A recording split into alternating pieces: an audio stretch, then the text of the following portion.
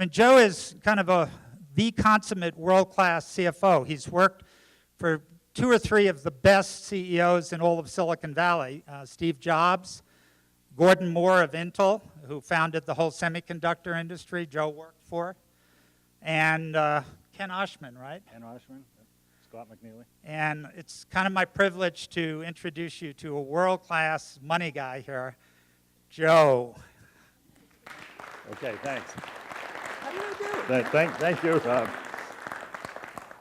Am I on? I'm on. Great. Good. Well, good afternoon, everybody, and thank you, Rob. It's always amazing to me how all these things get embellished the more times they're told. But it's really an honor for me to be here, and this all came about because of Rob, as you can imagine. I live in the area, as you heard it before, and I really like helping people who are in business or starting business. I've got a lot of history in doing that. I am a finance guy through and through. So I'm here to talk to you about financing your business. And Rob got you all excited about the idea and how to get focused and create and hopefully come up with a formula that you can succeed on. And almost anything that's going to be said, I think, is going to be, unfortunately, anticlimactic after Rob. But part of my job is to make sure that people understand what's real. And I'm not saying that what Rob told you isn't real. Don't misunderstand me. What I'm trying to say is I know a lot of people in this room have experiences and could tell as many stories as I'd be able to tell, but I do want to be sure we cover all the bases so people have an understanding of what they're facing when it comes to being an entrepreneur and starting their own business or creating one. As Rob said, you know, my background briefly, and I really don't want to belabor this, I was CFO of Apple over 2 terms for 11 years. I was a member of the board of directors of Apple and actually resigned from that board when Apple wasn't doing well and did recommend that Steve come back. The board, actually, the story is the board laughed at me when I said Steve should come back to Apple, and that's the truth, and I'm not trying to take any credit for anything. I was the CFO of Sun Microsystems, the treasurer of Rome. I was a 2-time All-Star CFO by Upside Magazine. I also served as a member of the board of directors of Pixar for 12 years. That's Steve's other company that was sold to Disney. Steve was the largest shareholder in Disney. Packeteer, a company I was a seed investor in, board member of Stratacom, which was acquired by Cisco for over $3 billion. And IntelliCorp, Carrier Access, Share Data, all companies I made investments in, mostly seed investments, and stayed on their boards. I'm a retired certified public accountant, had a career with Ernst & Ernst in Boston. And as I said, I was a seed investor in 4 startups, 3 with IPOs, and the other was a very successful multi-$100-million acquisition. And I have a bachelor's in accounting and an honorary degree. Anyway, before I went too fast here. You know, in deference in respect to Steve, I do want to say something that I think is applicable here. You know, obviously we all knew he was sick, and that someday we'd be, you know, experiencing this event. I knew Steve pretty well. I worked with him I knew him over 25 years. You know, I wasn't one of his closest friends or anything like that, but certainly we worked together on a lot of different things. And I hope that what he has left as a legacy, more so than these great products that we all have come to use, and I'm sure probably most people in this room one way or another use some Apple product, is not so much the great products, but what he did to inspire people.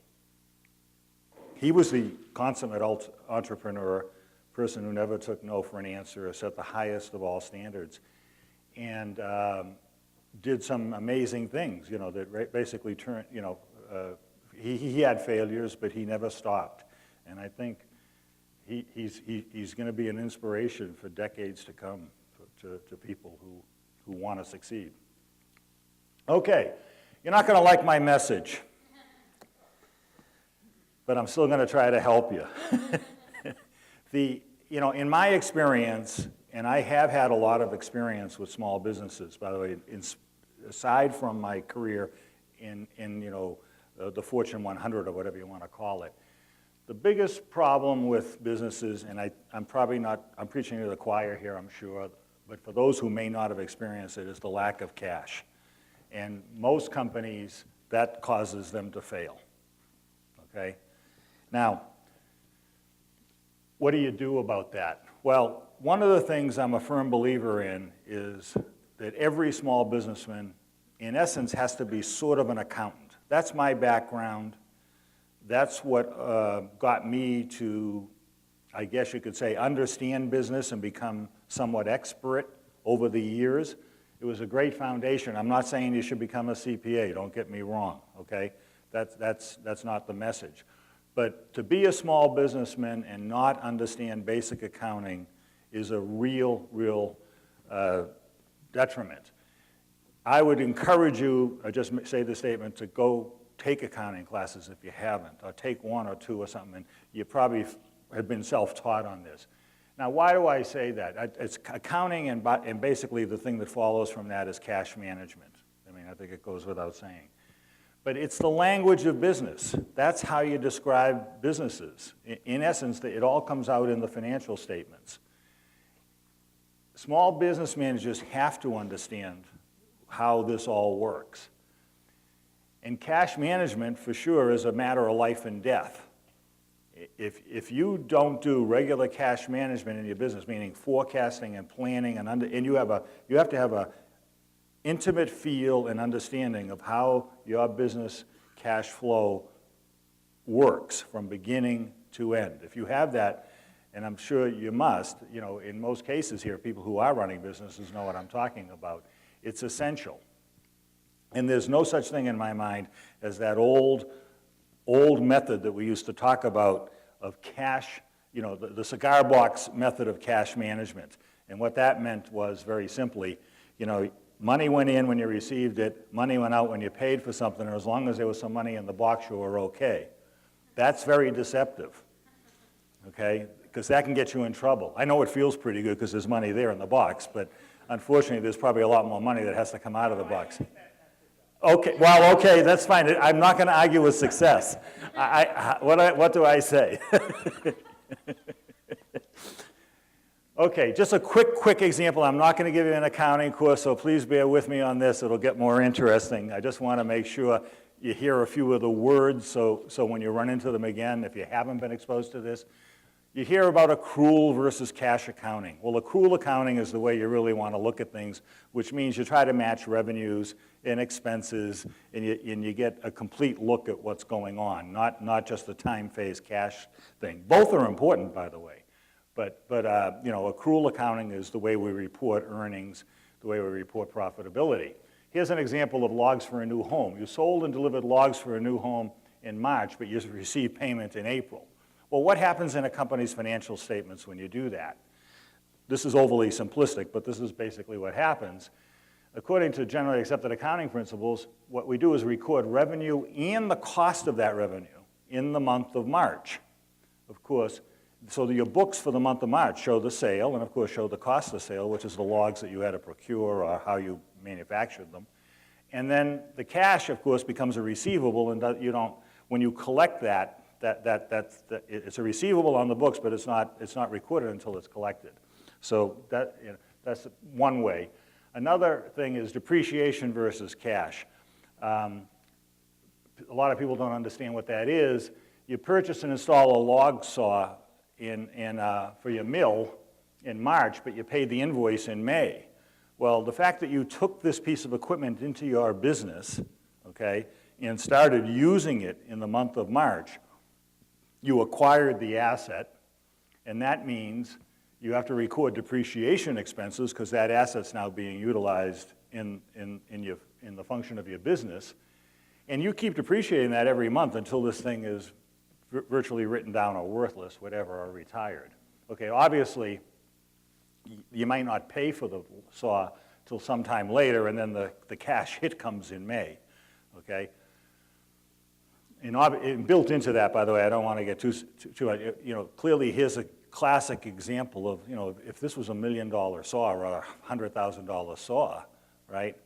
I mean, you've got to be able to pay for that thing, over either up front or somehow over time. Okay. Another difficult message, and I'm not trying to discourage people here, I just want to be sure people face reality, is that capital is very hard to get. In today's world, it's even more difficult. If you don't like assuming this position, then I'm not sure you're willing to be an entrepreneur. I hate to say it, but that's what you're facing. And whether that's Rob or anybody, I don't want to speak for Rob. Okay, well, you've heard already about bootstrapping. I'm sure there's people in the audience who know very well what that is.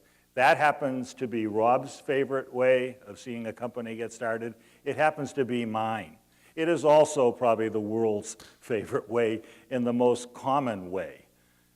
And there's good reason for it. But what bootstrapping really is, is you or your team, putting in your own resources, time, effort, sweat equity, your own capital. Maybe you mortgage your house. Maybe you've had a savings account, a retirement account, and you make that investment because you believe in what you're doing, okay? And you have a goal and a mission, okay? And that we see time and time again. It's the great, great, great, great American story, I think. And, and what we're trying to do, and I think give credit to Rob, and I'm just trying to help him, is we'd love to see this happen more and more throughout America. He's right, and it ain't going to be the politicians who create the jobs, let me tell you. So bootstrapping is the most common way we see a business financed. It obviously takes huge sacrifice, dedication, effort, work. It doesn't come easy. I'm going to tell you a quick story right here before I go on.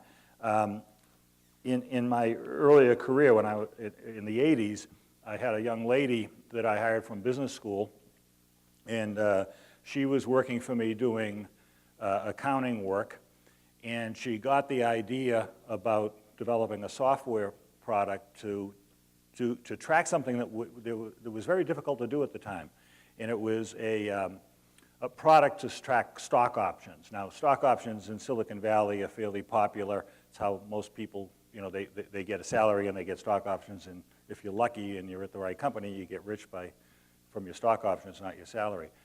Well, she developed this product, and then she ended up leaving the company. She came back to me one day and said, I want to start a business. And I says, well, okay, and it was sort of like what Rob did, where's your business plan? Come and talk to me about what you're going to do and everything. So she ran off. She was a really eager beaver, let me tell you. And she did all this work and came to me all proud and excited, And she showed me it, and I says, okay. Her big thing was to put it on a PC, and PCs were new then, so this was a big deal. So this was going to get the product into corporations through the back door, avoid the IT department. I could go on and on with the strategy and the story. But the important thing was here, she says, well, okay, will you invest in me? Will you go on my board? And after we went through all this thing, I said, no. And she looked at me, and her face just went, And she says, why not? I says, well, you don't need the money. Don't dilute your business. Don't give up some of your part of your business if you don't have to. Now, I could have easily talked her into saying, hey, here's $20,000, a tenth, or whatever,